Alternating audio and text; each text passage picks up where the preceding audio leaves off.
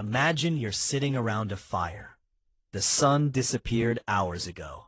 Everyone in your tribe is silent. A body lies only a few steps away. Yesterday, he laughed beside you. Today, he doesn't move. His eyes are open, but they don't see you. His mouth is open, but it never speaks again. You know he's dead, yet you can't stop watching him. Something feels terribly wrong. Today, most people fear death. Ancient humans feared the dead. For almost 300,000 years, that fear shaped the way humans buried bodies. It inspired rituals.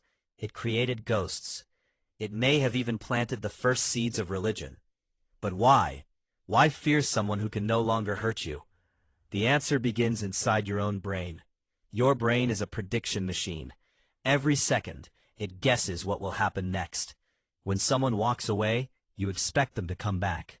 When someone falls asleep, you expect them to wake up. When a hunter leaves camp, you expect him to return with food. For thousands of generations, that's exactly what happened. People disappeared, then they came back. Death shattered that pattern.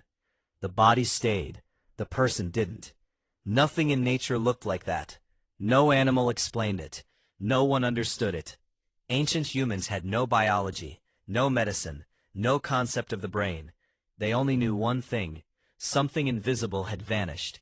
Or perhaps, something invisible was still there. That single mystery haunted humanity for thousands of generations, and the body itself was about to make that mystery even more terrifying. The first day wasn't the worst.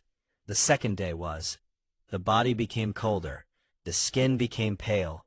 The muscles became stiff. Then something even stranger happened. The face slowly changed.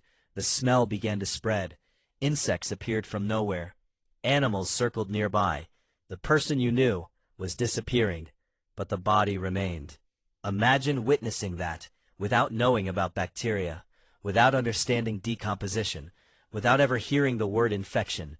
How would you explain it? To ancient humans, something unnatural seemed to be happening. The dead looked as if they were transforming, and transformation is frightening. But the greatest mystery came after sunset. You finally fell asleep, then you saw him. He was standing beside you.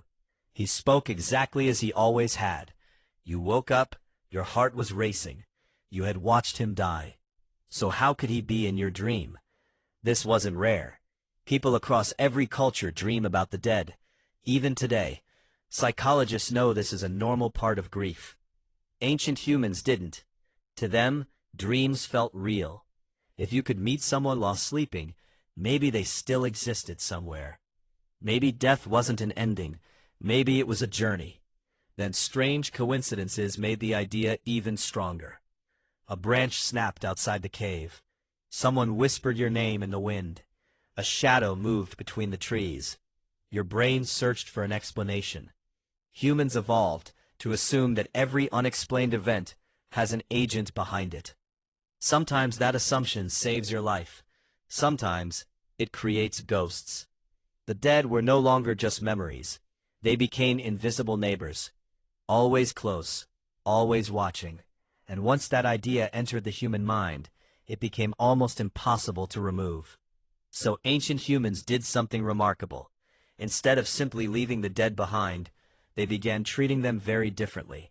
Because if the dead were still somehow present, they had to be respected or feared.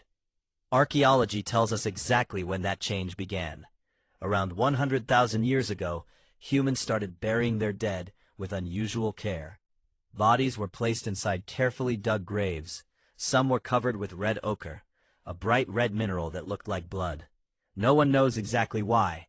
Perhaps it symbolized life. Perhaps it protected the dead. Perhaps it protected the living. Some graves contained stone tools. Others contained animal bones. Some even contained beads and ornaments. These objects had no survival value.